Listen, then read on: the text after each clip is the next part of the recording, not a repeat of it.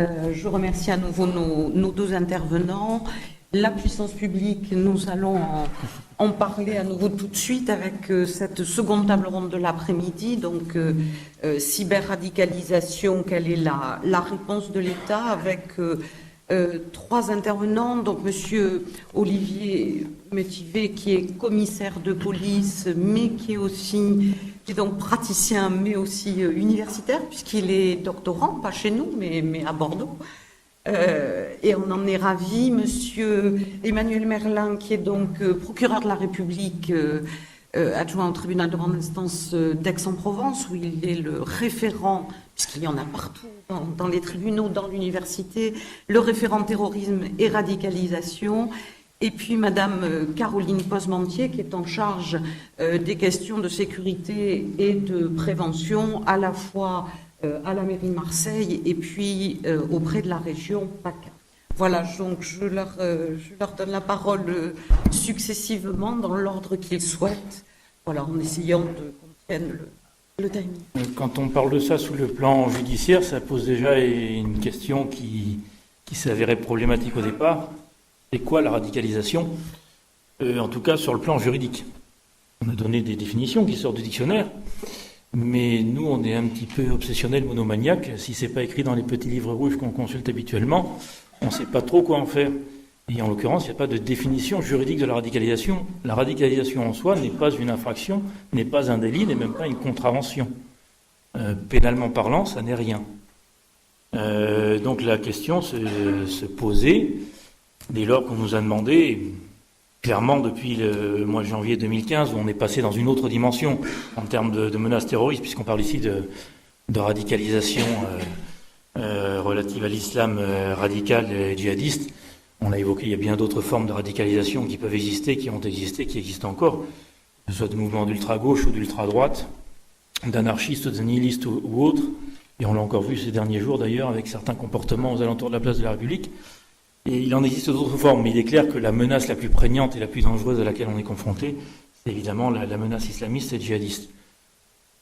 Il a donc fallu qu'on réfléchisse et qu'on invente finalement des nouveaux modes d'appréhension de ces phénomènes. Le terrorisme en soi, ça on sait ce que c'est, il y a des définitions claires qui ont évolué au fil du temps, qui sont maintenant bien posées, les articles 421-1 et suivants du Code pénal, c'était toute entreprise, qu'elle soit individuelle ou collective, qui vise à commettre des infractions essentiellement contre les personnes qui ont pour but de troubler gravement leur public par l'intimidation ou la terreur. La radicalisation, c'est en amont. C'est un comportement. C'est effectivement cette dérive idéologique qui peut pousser les gens à avoir des velléités de passer à l'action violente. Donc c'est de l'antéjudiciaire. De demander de traiter ça, y apporter une réponse directement, ça paraît difficile, sauf à vouloir jouer un petit peu à Tom Cruise dans Minority Report. On est un peu dans l'art de la divination.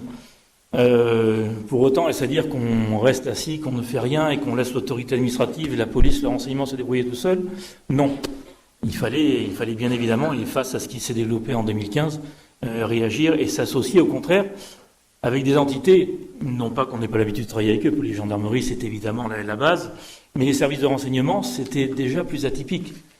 On était des entités qui s'ignoraient assez joyeusement, je pense, jusqu'au début de l'année 2015. La DGSI travaillait de son côté, la DGSE, je n'en parle pas, c'était même à l'étranger. Le renseignement territorial, on en connaissait vaguement l'existence, mais les échanges étaient limités. Depuis, on a dû développer, de part et d'autre, des nouvelles modalités de coopération, d'échange. Il y a clairement eu du défrichage, du bricolage, mais finalement de l'innovation et de la mise au point de modalités de fonctionnement qui ont permis quand même d'apporter quelques réponses. J'ai entendu dire tout à l'heure effectivement que on s'offusquait un peu peut-être du manque de réponses judiciaires. C'est clair qu'on n'arrive pas à répondre à tout. On a affaire à un phénomène qui par nature est en partie insaisissable. La définition même de la radicalisation, mais au-delà de ça, la définition de l'islamisme radical, c'est déjà quelque chose qui est difficile, qui peut être d'ailleurs dangereux dans les limites et dans les frontières. Un simple salafiste en soi, qui a déjà une vision très rigoriste de l'islam, n'est pas pour autant à classer nécessairement dans les radicaux. bien que souvent, ce sont au sein de ceux qui sont déjà dans des postures salafistes que l'on trouve ceux qui vont plus loin et qui ont des visions encore plus outrancières.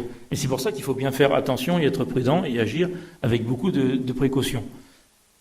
Les réponses, ici donc on s'axe sur l'aspect radicalisation en ce qu'elle envahit le cyberespace, et c'est d'ailleurs un de ses modes privilégiés. Les réponses qu'on peut y apporter, je vais les distinguer en deux types de réponses qui se distinguent finalement par les deux modalités d'action principales qui caractérisent l'action de la radicalisation islamiste au travers du cyberespace. C'est d'un côté l'aspect diffusion de la propagande et de l'autre côté un aspect plus cyberattaque, plus hostile. Le premier aspect, c'est finalement l'aspect principal d'action des djihadistes, des fondamentalistes islamiques radicalisés.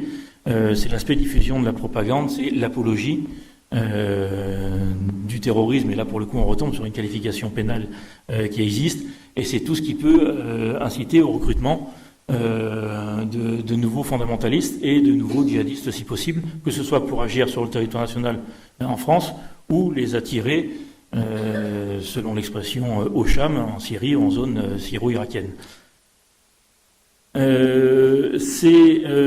Finalement, là, on retombe, et d'ailleurs c'est pour ça que la Mivilu des associés s'intéresse elle-même à ces domaines, à des modalités d'action qui ressemblent beaucoup à ce qu'on a pu voir sur les phénomènes sectaires. En gros, le mode d'action, c'est un peu séduction, endoctrinement et contrainte. Il faut d'abord séduire pour attirer le chaland, pour attirer le poisson dans les filets. Une fois qu'il y est, c'est l'endoctrinement, on le convainc qu'il a bien fait de venir. Et puis quand il se rend compte, et c'est souvent le cas, et notamment de ceux qui sont partis en zone irako-syrienne, que c'est pas si rigolo que ça et qu'on peut même y mourir et que c'est très dangereux, et ben là on leur explique que c'est pas comme ça qu'ils vont partir. Et pour ceux qui sont en France même d'ailleurs, et on l'a vu d'ailleurs sur les actions terroristes, là aussi une fois qu'ils ont été attrapés, c'est difficile de sortir des griffes du djihadisme. Donc là, le mode principal, c'est un mode qui, là, ça a déjà été évoqué, est un mode finalement assez efficace, qui encore une fois retombe dans les habitudes des phénomènes sectaires, la séduction par tous les moyens, et avec des moyens colossaux, notamment Daesh, mais Al-Qaïda finalement n'est pas en reste. Il y a une espèce de concurrence entre les mouvements. C'est vrai que l'État islamique a un peu éclipsé Al-Qaïda, mais qui a tendance ces derniers temps à vouloir un peu reprendre aussi du poil de la bête et à se faire connaître, ce qui les pousse finalement à une espèce de surenchère d'ailleurs qui peut être dangereuse pour tout le monde, et nous y compris bien sûr. Et donc l'idée c'est de séduire les cibles, qui sont finalement encore une fois les cibles habituelles qu'on retrouve également dans les phénomènes sectaires, les jeunes mineurs influençables, la cible privilégiée, tout ce qui est adolescents et jeunes majeurs, parce qu'ils sont dans la phase, on va dire, la plus contestataire de l'existence, on se cherche, on essaye de se trouver une voie, et c'est donc par nature le public le plus choisi pour leur apporter quelque chose à trouver justement. Donc on invente et on fabrique de toutes pièces un message qui ici est bâti sur l'islam, mais finalement il aurait presque pu être bâti sur n'importe quoi d'autre. C'est une vision totalement dévoyée de ce qui est l'islam pratiqué, tel qu'il est pratiqué par l'essentiel des musulmans, et qui est finalement une espèce d'islam de jeux électroniques et d'internet, effectivement, qui est fabriqué pour plaire et pour séduire. On vous a présenté quelques images.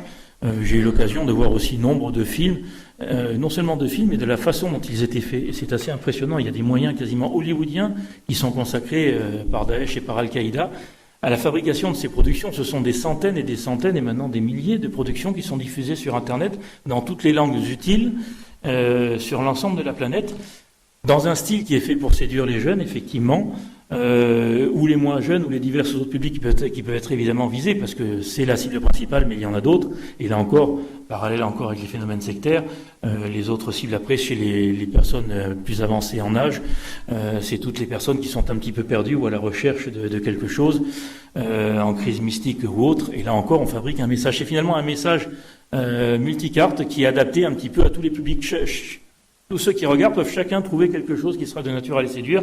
Les jeunes en premier, avec ces films qui mettent en jeu, des fois, j'ai vu certains tournages, 3 à 4 caméras avec des assistants réalisateurs multiples, des journées complètes de tournage, des moyens de production qui feraient pâlir les superproductions hollywoodiennes, et des fois un temps fou qui est passé pour certaines scènes. On a vu ces scènes assez immondes de décapitation et d'exécution. Il m'a été montré comment elles étaient en fait tournées, outre qu'évidemment les malheureuses victimes sont droguées parce qu'on les voit toutes immobiles et pour cause. Mais surtout, en fait, on en voit quelques minutes, mais ça ne se passe pas en quelques minutes. Certaines scènes d'exécution, ils ont passé l'après-midi à la tourner, parce qu'il fallait attendre que les nuages passent, il fallait attendre la bonne lumière, il fallait plusieurs films sous divers angles, et au fur et à mesure, on en décapite quelques-uns, on en abat quelques-uns, et on fait le tournage. Quand on voit le tournage complet, c'est encore plus abominable que les quelques minutes qui sont finalement diffusées sur Internet. Mais ça montre à quel niveau certains sont capables d'aller pour arriver à recruter ceux qui vont armer ces armées de terroristes. Il y a les revues qui ont été évoquées également, et notamment Dar al-Islam, qui est la plus emblématique, qui existe en version Internet et également effectivement en version sur papier glacé, qui montre là encore les moyens qui sont à disposition. Et ensuite, on a en plus artisanal cet énorme nuage de sites de tous côtés, de tous ordres, y compris d'ailleurs dans nos pays européens, qui sont faits par toutes sortes de personnes et qui vont jusqu'à la présentation des méthodes pour fabriquer des bombes, pour fabriquer des dispositifs, notamment le TATP. Comment se rendre en zone irako-syrienne, comment éviter les contrôles, comment échapper aux renseignements, comment échapper à la police aux frontières, comment brouiller les pistes, les différentes filières qui existent, les numéros de téléphone utiles des fois. Bref, on a un petit peu tout. J'ai eu encore récemment, on nous est parvenu, puisqu'on a régulièrement des signalements qui nous arrivent, un signalement qui nous a été fait concernant un site destiné aux femmes musulmanes, comment effectuer la hijra au Maghreb avec ses enfants, en les déscolarisant en France, mais tout en s'arrangeant pour continuer à toucher malgré tout les allocations. Il y a toute une méthode qui est expliquée pour décrire comment on peut discrètement s'éclipser du pays et en même temps, quand même sur le plan financier, continuer à pouvoir bénéficier de beaucoup de choses. Pour dire que c'était vraiment très éclectique. Face à ça, les réponses qu'on peut apporter, encore une fois, on nous expliquait tout à l'heure et on se désolait que des fois, effectivement, certains messages très violents restent en ligne. Tous n'y restent pas, mais on a affaire à un phénomène qui est planétaire. Internet est planétaire. Nos moyens d'action, on expliquait les déplacements, effectivement, de nos ministres aux États-Unis pour essayer de convaincre totalement en vain, parce que nous-mêmes, on le voit déjà, les grands organismes tels que Facebook et autres, Apple, je n'en parle pas, qui a d'ailleurs défrayé la chronique, y compris face au FBI, où ils sont également très, très résistants. Nous-mêmes, et bien avant ça, quand on cherche généralement à coopérer avec ce genre d'institutions, au mieux on a une réponse négative, au pire on n'a pas de réponse du tout, de toute façon. Donc on n'a pas de moyen d'action sur l'essentiel des diffuseurs de ces messages-là. Donc le fait qu'ils restent en ligne n'est pas le fait d'une inertie, c'est simplement que malheureusement l'internationalisation du phénomène fait qu'on n'a pas toujours de moyen d'action. Pour autant, et dès que c'est possible, et dès que l'on peut agir, sur les diffuseurs qui sont présents sur le territoire national, c'est fait, et il y a eu de nombreux retraits qui ont quand même été effectués de certains de ces messages. Ça ne peut évidemment pas être exhaustif, et malheureusement, ils sont plus rapides derrière à rediffuser rapidement sous d'autres formes. Après, le principal moyen de réponse à ce type d'utilisation de l'espace cyber, donc l'apologie, c'est d'utiliser l'incrimination principale qui a été mise à notre disposition, qui a été juste avant les attentats d'ailleurs de janvier 2015, c'était un peu prémonitoire, on pressentait déjà le renseignement, ça avait déjà pressenté que des choses graves et sérieuses se préparaient contre notre pays, qu'il fallait adapter la réponse pénale, notre dispositif pénal avait déjà été modifié, et notamment le concept d'apologie du terrorisme, qui était une infraction qui existait déjà avant, mais qui existait sous le régime de la loi de la presse, très difficile à manier, très difficile à mettre en œuvre, si bien que d'ailleurs il n'était quasiment jamais utilisé à ma connaissance. Depuis, il a été introduit tout simplement dans le Code pénal, dans les articles, l'article 421-2-5 du Code pénal, donc les articles relatifs au terrorisme. Et il peut être maintenant mis en œuvre sans aucune difficulté. Le simple fait de provoquer au terrorisme ou de faire l'apologie publiquement du terrorisme peut être puni de peines qui peuvent aller jusqu'à 5 ans d'emprisonnement et 75 000 € d'amende.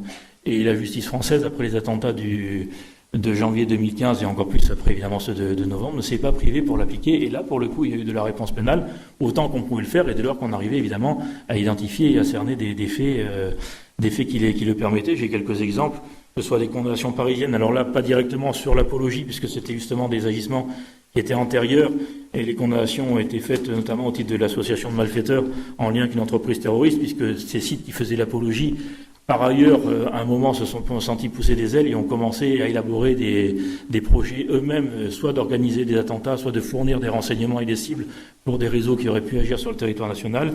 Un des groupes les plus célèbres était Forzan Aliza, qui a été condamné l'an dernier par le tribunal de Paris, dont les différents membres ont été condamnés, notamment son leader, à 9 ans d'emprisonnement ferme tout de même. Donc des réponses pénales, il y en a. De même, cyber-djihadiste tunisien qui était présenté comme l'administrateur d'un des plus grands forums djihadistes du monde, disait-il. Effectivement, il avait une grande aura, le site Fierté de l'Islam, qui lui aussi a été condamné en première instance et confirmé d'ailleurs en appel à 8 ans d'emprisonnement ferme. Là encore, non seulement pour l'apologie qu'il faisait, mais puisque là encore, son site justement lui fournissait des cibles et désignait des cibles et des moyens de s'attaquer à plusieurs personnalités et à plusieurs sites sensibles en France. On a un exemple plus récent où là on approche justement, là on est sur la provocation au terrorisme, où on a un internaute de la région de Montpellier qui lui aussi animait un site et faisait le même genre de propagande, qui a été condamné à 3 ans d'emprisonnement de la moitié ferme et qui a été placé en détention. Donc des réponses, il y en a. Au niveau local, on peut aussi en évoquer, j'ai quelques exemples. On a quand même poursuivi une quinzaine de personnes sur le seul ressort d'Aix. Le ressort de Marseille, évidemment, encore plus. Et au niveau du département, ça a démultiplié encore. Sur le simple ressort d'Aix, il y a quand même une quinzaine de condamnations qui ont été prononcées en 2015 pour des faits d'apologie du terrorisme, dont la moitié ont été des peines d'emprisonnement ferme avec des maintiens en détention pour des personnes qui des fois, n'avaient pas d'autre casier judiciaire. On a eu un cas, notamment... assez caricatural et inquiétant en même temps, d'une personne qui travaillait sur la plateforme aéroportuaire de Marignane et qui avait sur sa page Facebook tenait des propos clairement après les attentats de janvier 2015 qui faisaient l'apologie de ce qui venait de se commettre et regrettait même que les frères Kouachi n'aient pas réussi à massacrer plus de personnes. Outre l'aspect inquiétant évidemment que ça laissait peser vu les fonctions qu'il occupait sur l'aéroport. Voilà, on avait là affaire clairement à une apologie indiscutable. C'est quelqu'un qui n'avait aucun casier judiciaire. Il a été interpellé, déféré à la justice, condamné dans les 48 heures qui ont suivi à 2 ans d'emprisonnement ferme. Il est encore aujourd'hui en détention. Donc l'apologie du terrorisme, ça peut coûter cher, ça reçoit des réponses pénales et ça en reçoit régulièrement et de plus en plus. On avait été confronté notamment en janvier 2015, après les attentats de janvier, à un phénomène en détention où probablement par défi et par provocation, on a eu beaucoup de détenus qui s'étaient amusés pareil à glorifier les attentats et à très ouvertement défier les surveillants en le criant à répétition. On en a poursuivi plusieurs qui ont été condamnés là encore, ils étaient déjà en prison, donc ils y sont restés un peu plus longtemps. Ça a manifestement porté ce message, parce qu'après les attentats de novembre 2015, en revanche, on n'a plus eu aucun fait d'apologie en détention. Manifestement, l'information avait circulé et il avait suffi à dissuader ceux qui auraient eu encore ce genre de velléité. Comme quoi on peut avoir quand même une forme de succès et d'efficacité contre ce type d'action.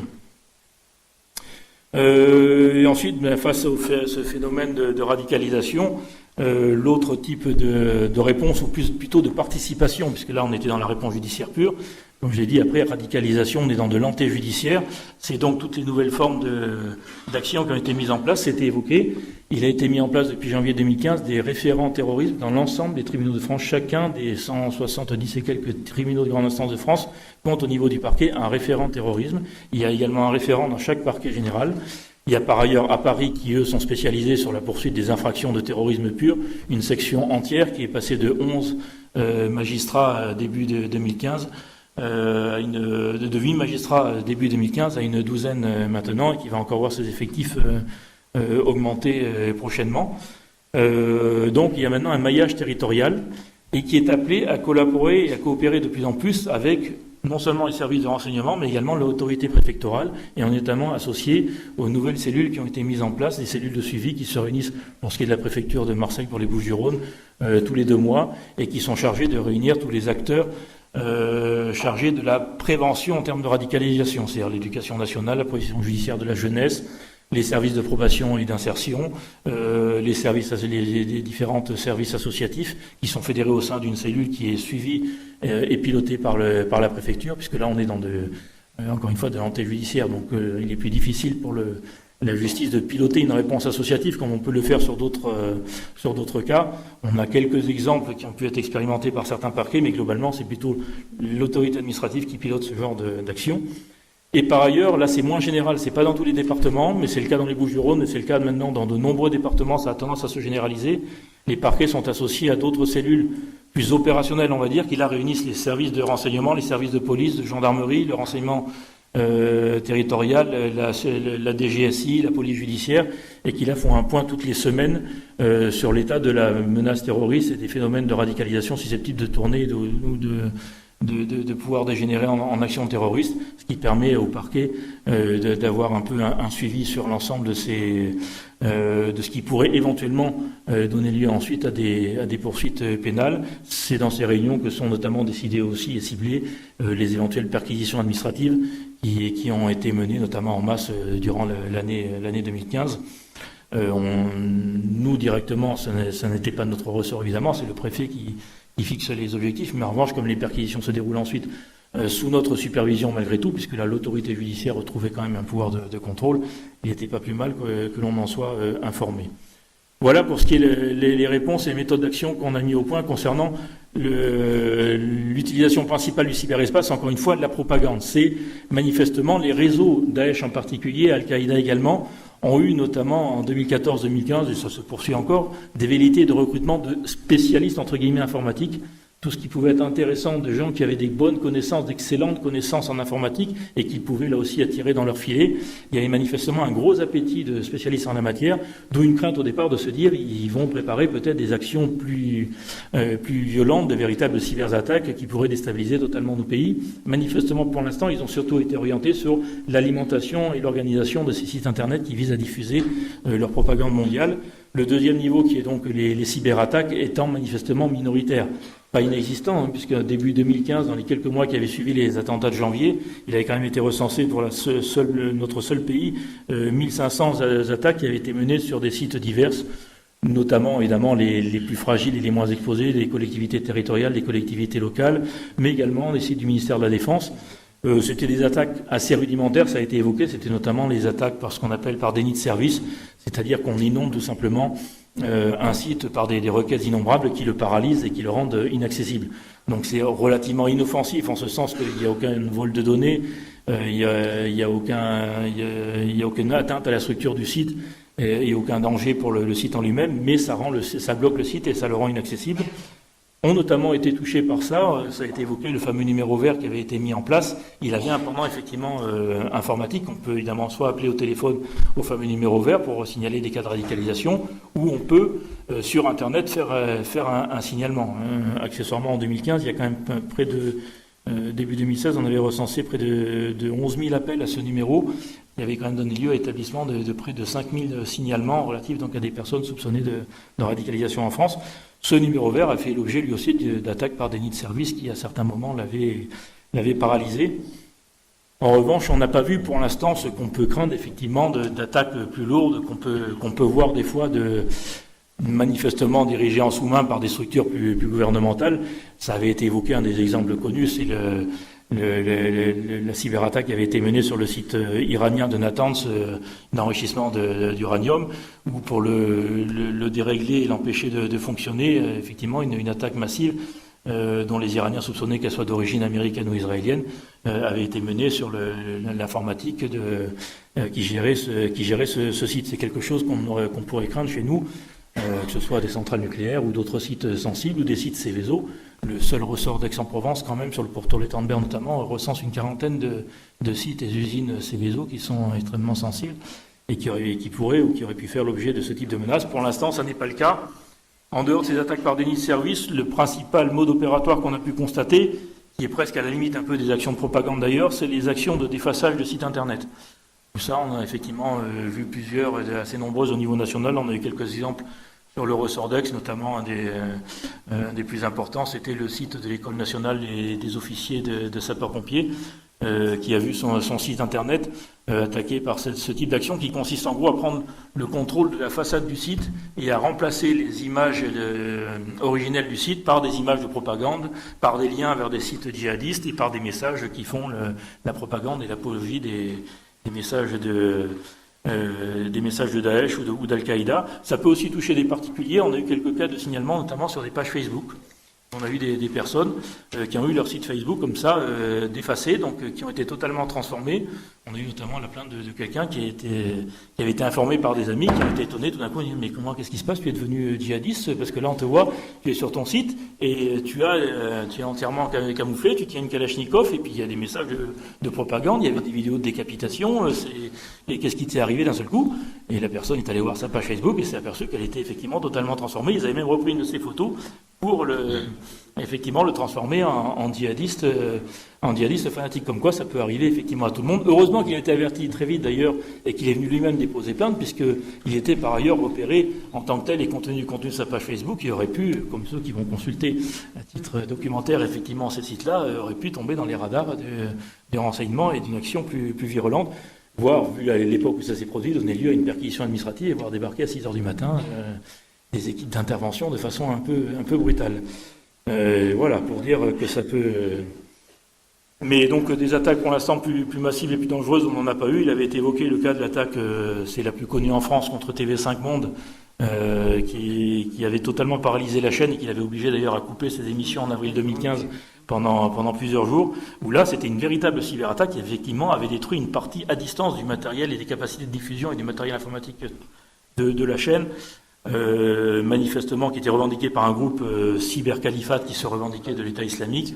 Les investigations qui ont été menées par la suite avaient orienté vers finalement une origine qui venait de Russie. Est-ce que c'était un brouillage de pistes ou autre? On n'a jamais trop su. Mais en tout cas, voilà, c'est resté un cas isolé, on va dire, sur le type d'attaque massive qui pourrait toutefois être organisée par des groupes influents qui ont des capacités et qui se sont manifestement dotés des capacités, notamment en termes de recrutement d'informaticiens dans ce domaine. Ici, les moyens de répression, juridiquement, on va dire qu'ils existent. C'est toute la répression, les articles qui prévoient la sanction des accès frauduleux au système automatisé de données, prévu par les articles 323.1 et suivants du Code pénal, qui prévoient des peines qui peuvent aller de 2 à 5 ans d'emprisonnement et de 30 000 à 75 000 euros d'amende, voire même jusqu'à 7 ans et 1 million et 100 000 euros d'amende sur les cas les plus graves, et notamment des entraves au fonctionnement de sites d'État. Maintenant, pour l'instant, il faut bien avouer que ça reste purement théorique. D'abord, les attaques de ce type sont restées peu nombreuses, et puis surtout, elles ont de toute façon leur origine généralement à l'étranger, ce qui limite très vite nos capacités d'investigation et d'identification, évidemment, de leurs auteurs. Voilà.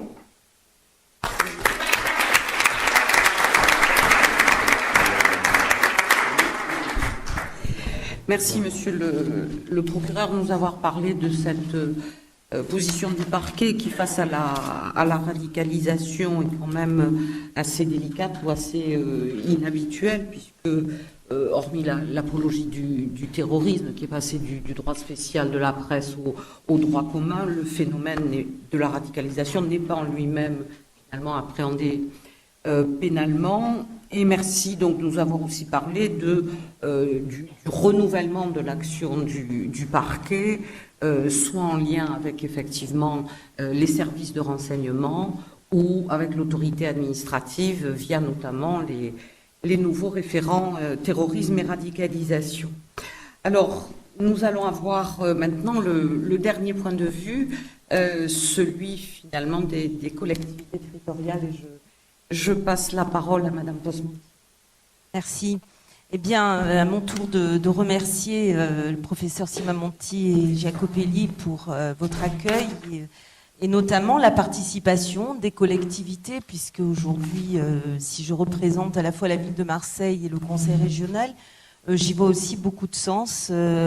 Lorsque vous parlez, monsieur le commissaire, de co-responsabilité, moi j'ai souvent tendance à parler de coproduction qui nous oblige, notamment devant le défi qui nous est lancé. Ce défi qui nous est lancé, moi je le mesure de par cette politique de proximité qui s'impose, bien entendu, aux responsables des collectivités territoriales, parce que cette proximité nous interpelle en permanence sur le besoin de confiance entre nos concitoyens, nos administrés, nos électeurs, et l'institution. Et vous l'avez rappelé, messieurs les experts, c'est bien ce dont il s'agit, c'est mettre par terre la relation de confiance, le socle républicain et bien entendu toute la chaîne aujourd'hui de nos institutions que ces terroristes. Alors les définitions, peu importe aujourd'hui, quand je vois le public qui est devant nous, ce sont les actes multiples qui ont été décrits, les images qui prennent forme. Eh bien, c'est contre ça qu'il convient de se battre. Et je crois que lorsque vous faites intervenir les collectivités territoriales, il est important de rappeler, notamment à l'adresse des étudiants et du public, que les collectivités territoriales ont beaucoup d'obligations. Beaucoup d'obligations en ce qui concerne déjà la protection de leur système d'information, qui est aussi capitale, puisque je parlais de confiance dans la proximité. C'est une utilisation des services publics importants. Je parle de l'état civil, en passant par l'urbanisme, l'information touristique et toutes les données importantes et de plus en plus importantes enregistrées depuis des années qui font que nos concitoyens doivent pouvoir avoir confiance dans cette relation institution-collectivité. Alors, la CNIL, bien entendu, les obligations qui sont faites à la collectivité territoriale, notamment par la mise en place maintenant depuis quelque temps d'un référent conseiller sur les libertés publiques, bien entendu, qui est l'interface avec la CNIL de tout le fonctionnement du système informatique des collectivités territoriales. Ce correspondant informatique et liberté, il accompagne et permet de garantir le respect de ces libertés. Et ça, c'est très important. Je vous dirai à titre d'exemple, lorsque nous avons mis en place à Marseille les caméras de vidéoprotection, eh bien, c'est toute une série d'obligations, d'informations, d'enquêtes que ce correspondant est venu faire à l'adresse des services qui ont été et qui sont aujourd'hui concernés par la vidéoprotection. Deuxièmement, vous savez que les collectivités territoriales, et en l'occurrence la ville de Marseille, puisqu'elle est depuis déjà 2009 et 2013 très au fait de ces questions, doit respecter le référentiel général de sécurité qui permet également d'avoir une garantie du respect de ces libertés et surtout toujours, et j'insiste beaucoup sur la confiance entre l'usager et le service public. Enfin, je ne pouvais pas ne pas planter ce décor parce que si nous devons, collectivités territoriales, être dans la proximité, il y a bien entendu, dans le cadre de notre coproduction et de notre partenariat avec les services de l'État, eh bien, je pense 2 axes à renforcer et un axe supplémentaire sur lequel je reviendrai que nous devons exploiter. Les axes qu'il convient de renforcer sont ceux qui concernent toute la veille, ça a été largement évoqué, la veille et la surveillance. Bien entendu qu'il est indispensable aujourd'hui et que tous les moyens doivent être mis en œuvre, c'est une véritable volonté politique, au moins des 2 collectivités que je représente, une obligation de signaler ce que l'on pourrait appeler toutes les anomalies aux autorités. Le besoin d'information, l'exigence d'information et la qualité de l'information nous permet effectivement de mieux protéger toutes les attaques qui se mesurent maintenant depuis quelques années, à l'époque où ce n'était que des menaces qui aujourd'hui se sont professionnalisées. Eh bien, il appartient aux collectivités et aux élus qui portent les politiques publiques de prendre vraiment la mesure de ces enjeux et de le porter dans le discours politique de façon beaucoup plus visible, puisque vous le disiez vous-même, si le numérique nous a appelés à peut-être espérer plus de sagesse, je crois qu'il doit surtout nous appeler, dans le domaine des politiques publiques et du travail des élus, à décloisonner et à travailler dans la transversalité. Alors bien entendu, lorsque je vous dis qu'il est indispensable et qu'aujourd'hui c'est une obligation de renforcer la veille et la surveillance, j'en veux pour preuve, notamment à la lumière des exemples qui ont été évoqués, eh bien, afin de détecter toutes les requêtes suspectes qui sont soumises aux moteurs de recherche sur les réseaux des collectivités et des établissements rattachés. Ça pourrait être également dans les transports en commun. C'est quelque chose sur laquelle, avec la région, nous travaillons de façon assez hâtive et en anticipant au mieux. Bien souvent, il est indispensable aussi d'obliger les utilisateurs, et ce n'est pas assez fait, je crois que les responsables et les services de l'État qui sont là pourraient le confirmer, d'obliger tous les utilisateurs de ce qu'on appelle les hotspots à se connecter à l'aide de mots de passe suffisamment traçables. Bien souvent, nous savons que c'est très, très intéressant aujourd'hui, l'accès au Wi-Fi. On parle des villes intelligentes de demain, où nous souhaitons que chacun d'entre nous puisse avoir accès à ce Wi-Fi. Je crois que la première brique de cette ville intelligente, c'est de bien construire ensemble les bases d'une ville sûre et d'une ville sécure. Et la traçabilité, notamment en la matière, je crois qu'elle nous échappe bien souvent lorsque nous mettons en place, alors je vais dire des politiques publiques ou peut-être même des programmes publics. Il me paraît véritablement impossible de faire sur le réseau d'une collectivité ou de tout établissement attaché, comme je le disais tout à l'heure, d'une gare, d'un réseau TER ou de transport en commun. Eh bien, il me paraît impossible aujourd'hui de considérer que nous devons continuer à faire la même chose que lorsque nous sommes dans un McDonald's ou un Starbucks et que nous pouvons nous connecter tout autant sans délivrer une identité fiable, avec des moyens de paiement parfois non identifiables, sur Airbnb ou autre. Je crois que ça interpelle véritablement aujourd'hui à la fois les responsables des collectivités territoriales, mais également ceux de l'État. Alors je disais, veiller à la surveillance, anticiper au mieux sur la veille, mais aussi importance de protéger les institutions. Cette vigilance doit être une vigilance permanente contre toutes les tentatives de déstabilisation des institutions qui ont été évoquées. Je crois qu'il y a de nombreux exemples qui vous ont été rappelés. Moi, je me souviens avoir évoqué, avant de venir vous rencontrer avec le DSI de la région, des faits très marquants et très récents, puisque le 11 septembre 2014, le site internet de la région Provence-Alpes-Côte d'Azur a subi un défacement. Celui-ci a été défiguré par un activiste algérien qui a affiché un portrait de Boumedienne. Il était lui-même récidiviste puisqu'il avait déjà attaqué le site de l'ARS PACA à des dates symboliques, vous le voyez bien, comme dans le cadre de toute la suite des attentats terroristes qui ont été perpétrés. Eh bien, il est fréquent d'observer que la recrudescence de ces attaques sont toujours tirées d'un manque d'enseignement collaboratif et coproductif en matière de sécurité.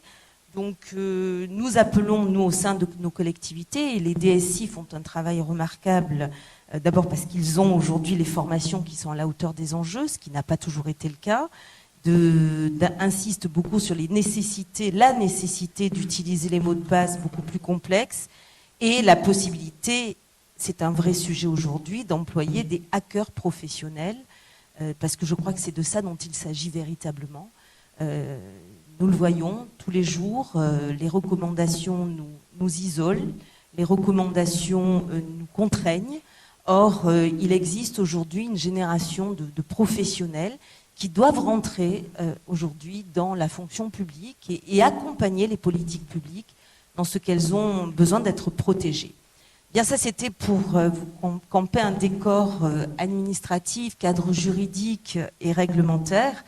Mais puisqu'il a été évoqué tout à l'heure, l'installation par le Premier ministre et le ministre de l'Intérieur du comité interministériel de prévention de la délinquance et de la radicalisation, et notamment une signature avec l'Association des maires de France qui va permettre de conventionner avec l'État une véritable politique partenariale afin d'apporter formation et dispositifs au sein des collectivités municipales. Moi, je ne vais pas être très longue, Madame le professeur, mesdames, messieurs, je vais vous livrer tout simplement une expérience en la matière qui est celle d'une élue qui arrive en 2008 au sein de la ville de Marseille et qui doit mettre en application la loi du 5 mars 2007 sur la prévention de la délinquance.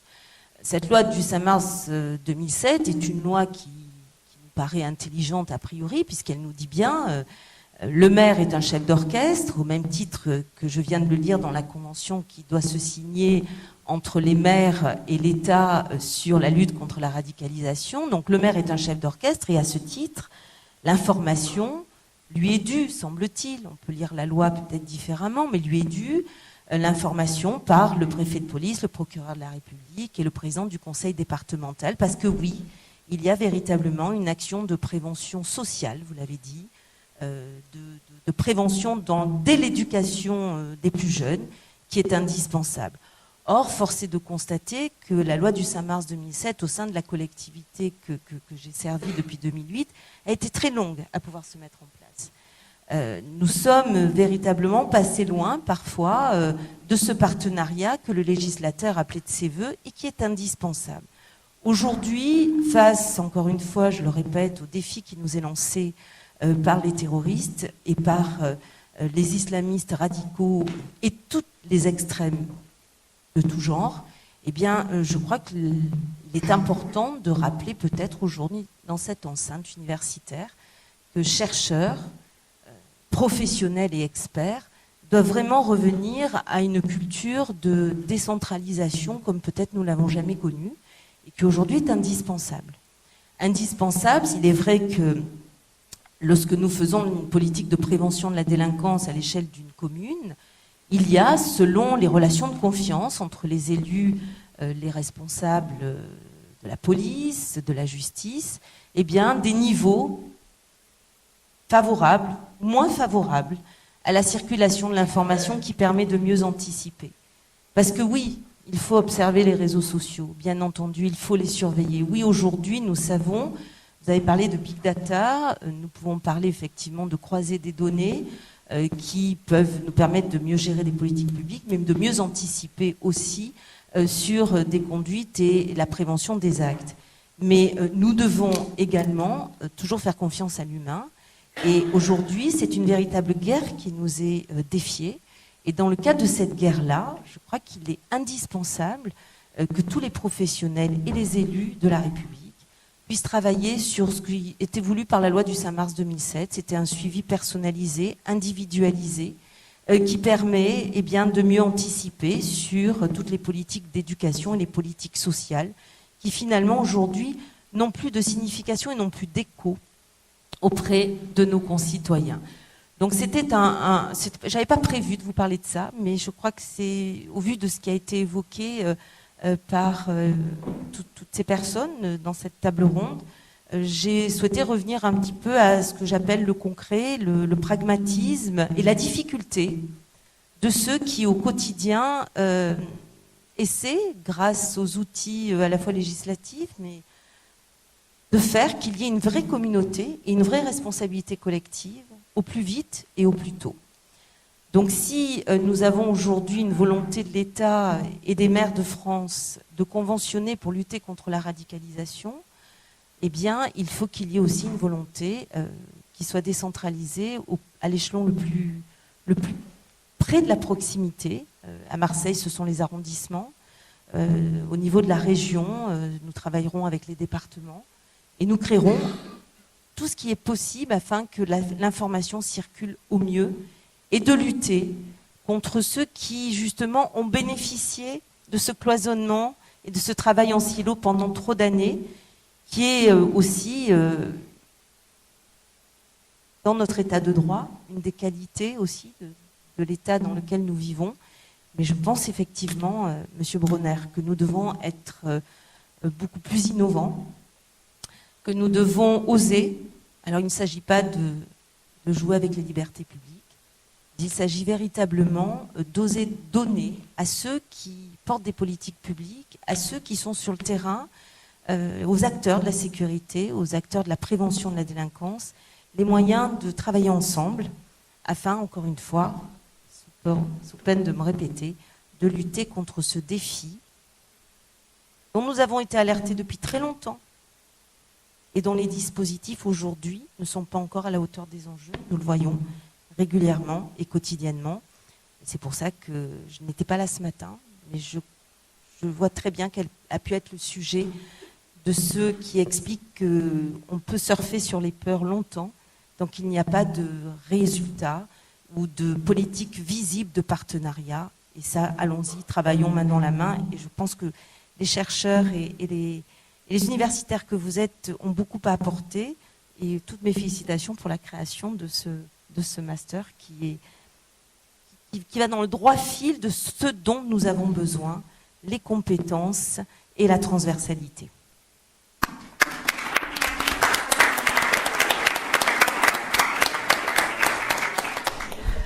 Merci Madame de nous avoir fait part de votre expérience concrète et donc d'avoir rappelé, si je veux résumer ça en 2 mots, aux exigences de confiance, de coproduction et de collaboration.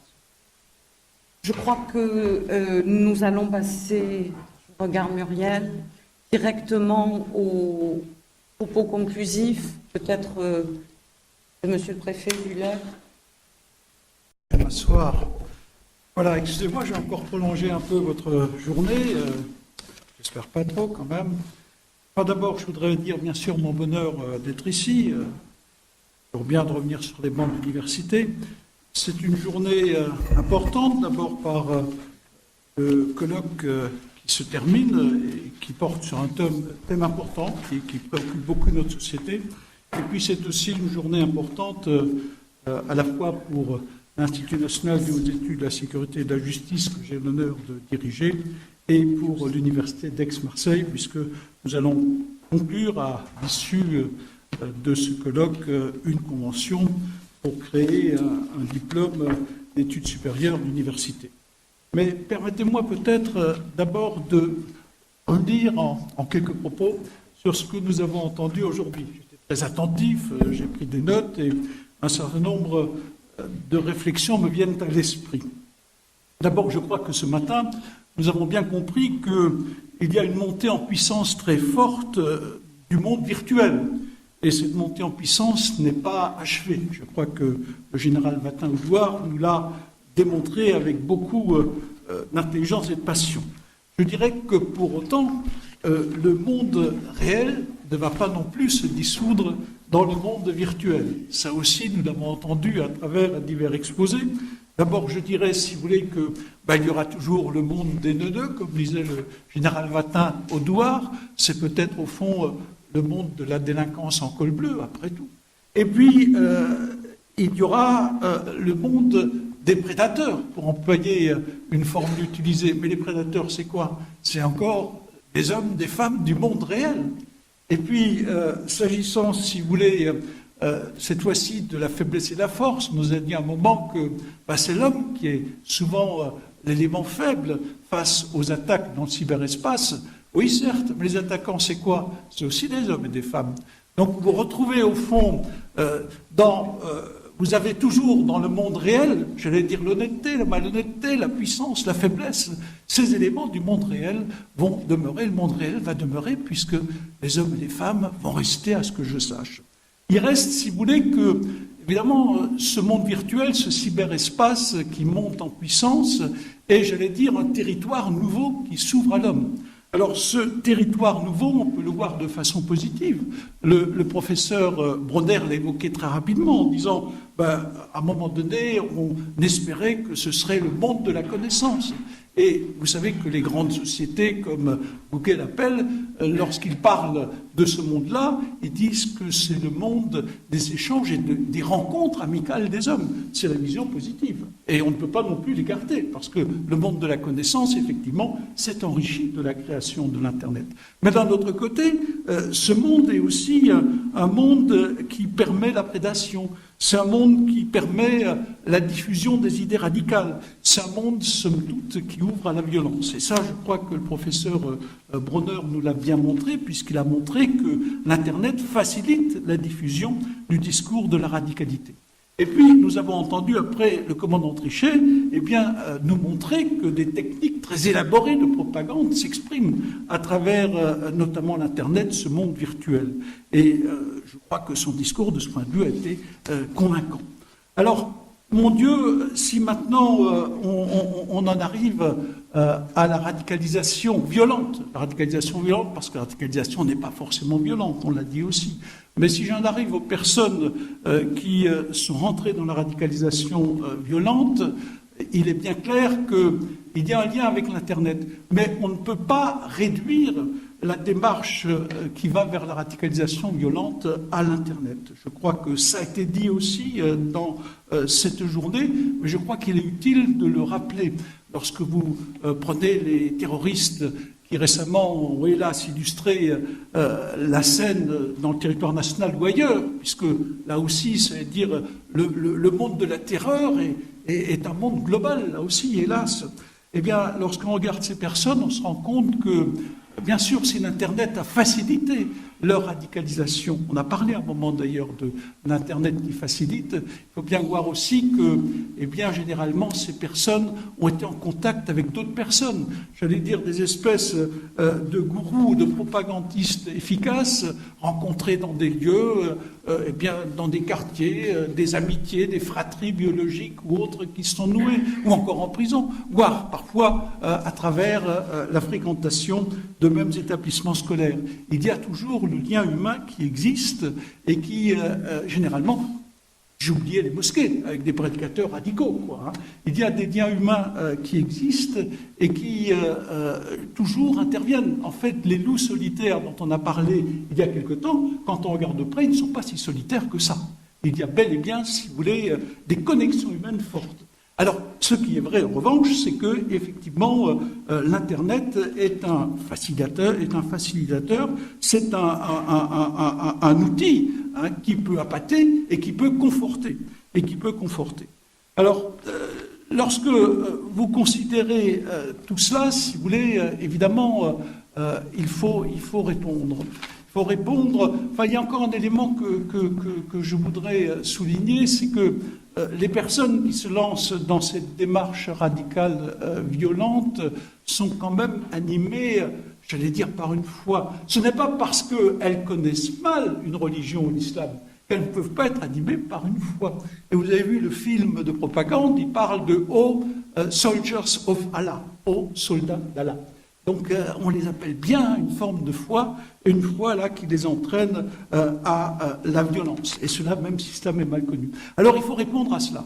Et je crois que nous avons eu cet après-midi de beaux exposés sur la réponse de l'État en France. J'allais dire qu'en France, c'est, oui, la réponse de l'État qui est au cœur.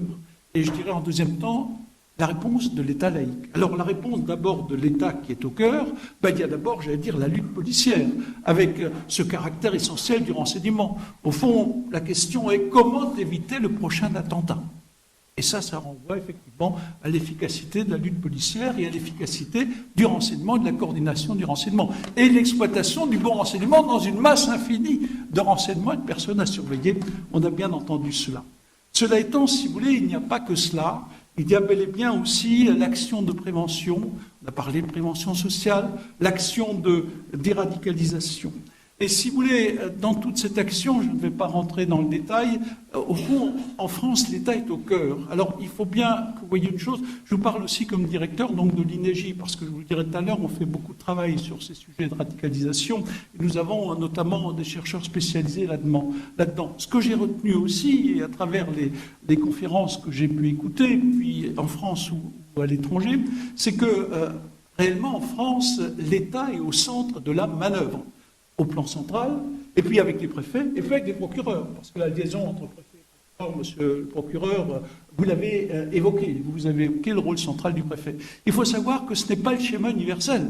Il y a, si vous voulez, dans d'autres pays, je pense au plan prévention du Québec, par exemple, eh bien, il met l'accent sur le terrain, sur les collectivités territoriales. Et j'ai vu que l'adjointe au maire tout à l'heure de Marseille, Madame Posmontier, a effectivement ouvert des pistes. Elle a ouvert des pistes.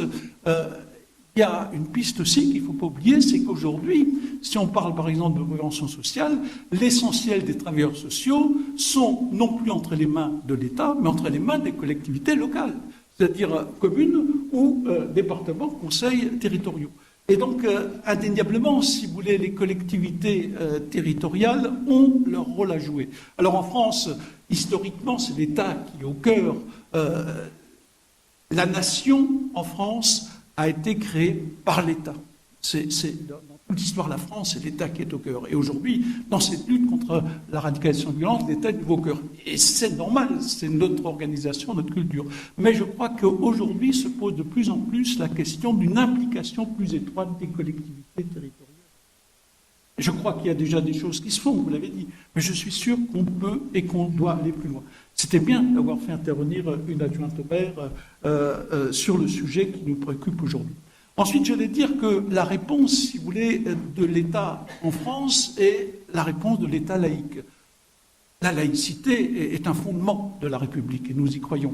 Et donc, tout s'organise quand même autour de cela. J'ai vu une question tout à l'heure d'une personne qui a dit « mais pourquoi pas dans la déradicalisation appuyer aussi sur l'aspect religieux ?» Or, si vous voulez, quand vous observez les expériences dans le monde, effectivement, c'est une forme de déradicalisation, si vous voulez, aujourd'hui. Mais, comme le professeur Bronner l'a dit, il n'y a aucune formule dont on puisse dire aujourd'hui qu'elle aboutisse parfaitement. Ça, je le dis aussi d'emblée. Mais aujourd'hui, si vous voulez, dans nos démarches, on agit quoi ? J'allais dire, on prend en compte les facteurs propres à l'individu, j'allais dire psychologiques même, et parfois avec des personnes un peu déstabilisées, voire dérangées, en tout cas qui occupent leur place, ou alors on prend en compte l'environnement socioculturel, avec les difficultés qui sont créées par cette personne, par l'environnement socioculturel. On ne prend pas en compte l'aspect religieux, ce qui se fait dans des pays musulmans. Dans des pays musulmans, que sais-je, au Maroc, vous avez le commandeur des croyants, et celui qui dévie, eh bien, en fait, il est dans une voie hérétique. Mais ça, nous, on peut pas, on joue pas sur cet aspect. Mais il faut savoir aussi que là, les expériences sont diverses dans le monde, et soulever les questions, ce n'est pas interdit. L'INEGI va faire la semaine prochaine le voyage de fin d'études à Session Sécurité et Justice en Algérie. Et dans tout le programme que nous avons prévu, nous allons rencontrer le ministère des Affaires religieuses, et je crois que le ministre va nous rencontrer, puis nous allons voir un peu ce qu'il va nous raconter de leur expérience. C'est toujours intéressant d'écouter aussi ce qui se fait ailleurs. Toujours est-il, si vous voulez, j'arrive à ma conclusion, sinon vous allez dire que, après tous ces exposés, je vais être un peu long. Ce qu'il faut voir, c'est qu'on est toujours en marche, si vous voulez. Je crois que la France a pris le problème à bras-le-corps. Je crois que nous avons des services de sécurité, de renseignement, vraiment, qui sont bien engagés dans ce combat. Mais pas seulement eux. On a parlé des préfets, on a parlé des procureurs. Enfin, tout le monde s'y est mis, et je crois que les collectivités locales en ont pleinement pris conscience aussi. Mais je dirais, on est en marche, parce que dans ce domaine, si vous voulez, de la radicalisation violente, les discours qu'on entendait il y a un an, ou il y a quelques mois, qu'on entend aujourd'hui, ça bouge tout le temps. En réalité, nous sommes en marche, si vous voulez, pour complètement comprendre le phénomène et pour réagir le plus efficacement possible face à ce phénomène. Voilà, je vais en rester là dans mes quelques observations et j'essayais de reprendre quelques éléments que j'ai entendus.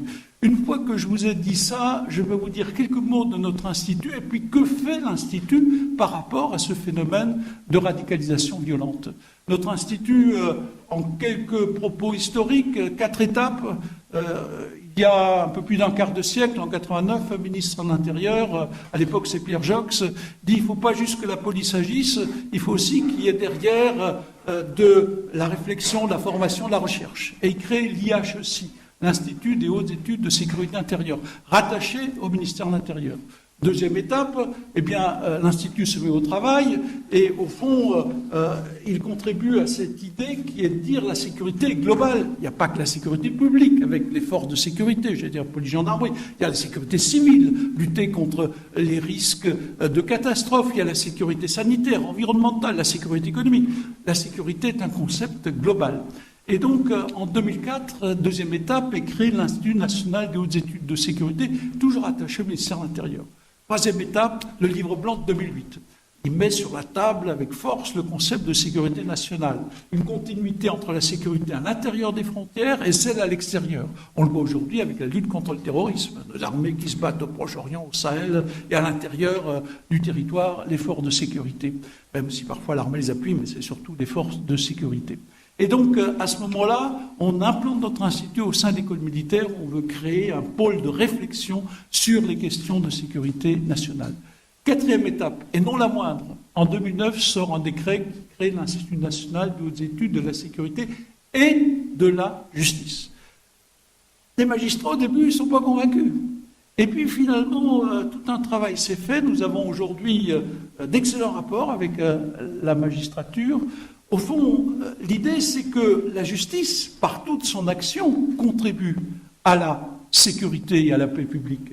Plus précisément, monsieur le procureur, on peut parler de politique pénale ou d'organisations spéciales mises en place par la justice, comme contre le terrorisme ou la grande criminalité.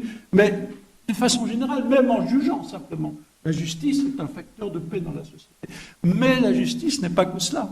La justice est garante de l'état de droit et des libertés.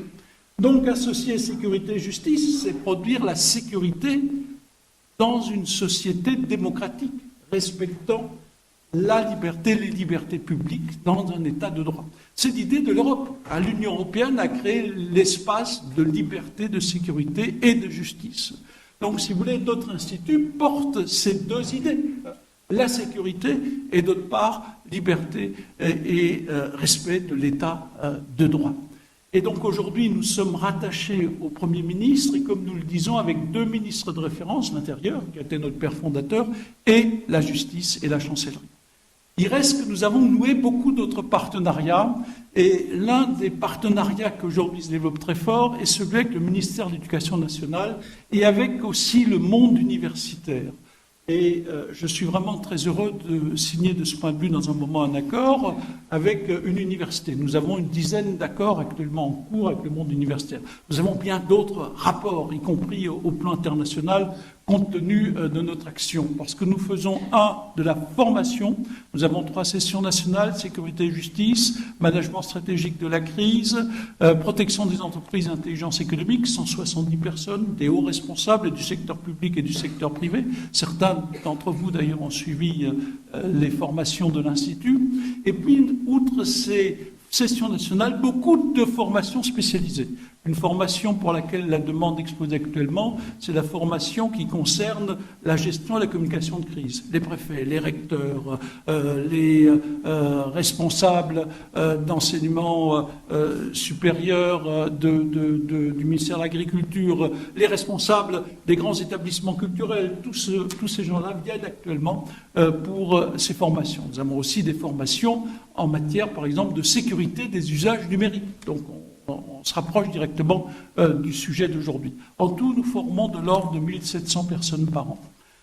En dehors de ces formations, nous faisons la recherche. Nous avons une équipe de 6 chercheurs, dont l'un est spécialisé dans le champ de la radicalisation violente.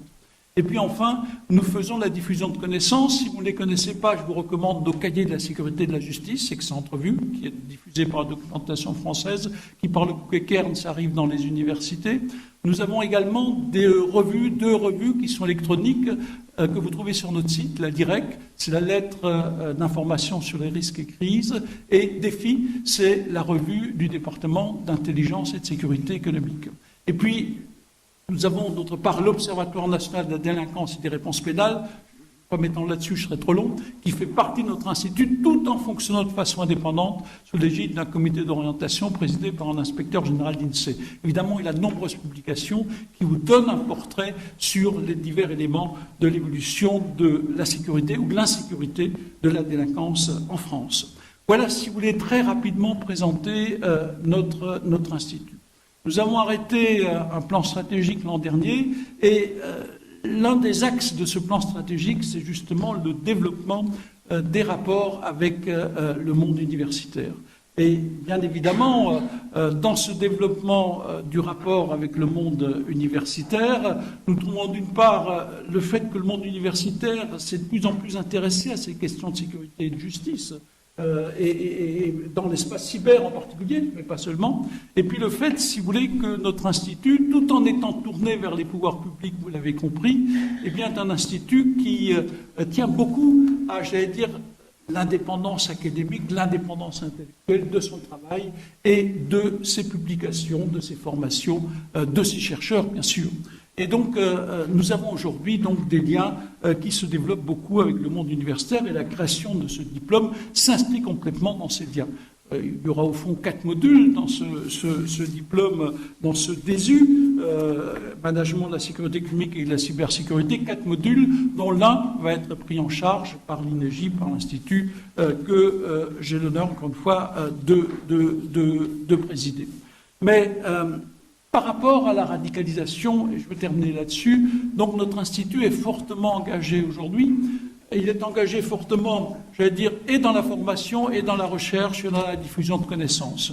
En matière, si vous voulez, de recherche, je vous l'ai dit, nous avons un chercheur spécialisé. Nous avons actuellement, en fait, trois projets de 3 recherches en cours. L'une sur les personnes radicalisées qui sont en prison. Nos chercheurs les rencontrent, on travaille sur leur profil. Toutes ces recherches sont faites en partenariat, notamment avec le monde universitaire. Un autre projet de recherche dans le cadre de l'Agence nationale de recherche s'appelle Guramil.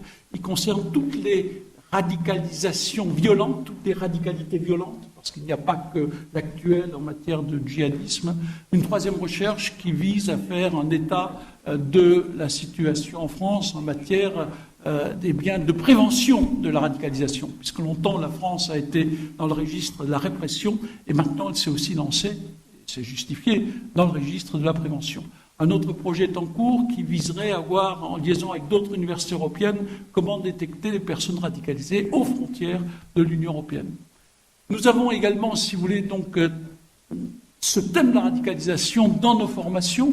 Nous avons donc ces sessions nationales, 3 jours et demi par mois, de septembre à octobre, et ces 3 jours et demi par mois constituent à chaque fois un séminaire. Donc nous avions un séminaire, par exemple, sur ces questions de radicalisation, avec d'ailleurs le secrétaire d'État américain, Ashton Carter, qui s'exprimait lors de ce séminaire. Il était à Paris, vous savez, rencontre avec les ministres, on en a profité pour le faire venir chez nous. Et donc, nos auditeurs sont répartis en 6 groupes de travail, et l'an dernier, ils ont produit un mémoire qui est sur notre site sur les dérives de radicalisation djihadiste et les réponses qu'on peut y apporter. Vous pouvez trouver ce mémoire sur notre site. Et donc, c'est un thème, je le répète, qui est très important maintenant dans nos formations. Nous avons par ailleurs donc veillé dans notre registre de diffusion de connaissances à organiser des colloques sur ce thème. Nous avions l'an dernier un colloque qui s'appelait « La France face à la radicalisation violente » et qui faisait suite à la publication d'un cahier de la sécurité et de la justice consacré justement à la radicalisation violente. Le monde de la culture avait consacré 3 pages là-dessus l'an dernier. En fait, nous avions décidé, le comité de rédaction, le directeur, on a un rédacteur en chef. Le comité de rédaction fait d'universitaires et de professionnels parce que justement on veut se rencontrer comme dans votre colloque. Les universitaires et les opérationnels avaient décidé, avant les attentats de janvier, de sortir ce numéro. Et donc nous allons ressortir prochainement notre numéro qui lui portera plus précisément sur la menace terroriste et la façon dont la France y réagit. Ce sont les cahiers de la sécurité et de la justice. Mais dans nos lettres électroniques, vous trouverez également ce thème. La dernière lettre, la directe, consacre son dossier aux victimes. Et donc, nous sommes encore une fois pleinement engagés dans cette réflexion et finalement dans cette action, j'allais dire dans ce combat contre la radicalisation violente à notre place qui est, je l'ai dit, la formation, la recherche, la diffusion de connaissances. Au fond, nous devons fournir des instruments de compréhension aussi à nos décideurs, à nos opérationnels. Voilà, j'étais un peu long, j'espère pas trop, et j'espère que j'ai apporté quelques compliments utiles à ce très beau collègue, et je vous félicite vraiment de l'avoir organisé et de m'y avoir invité. Merci beaucoup.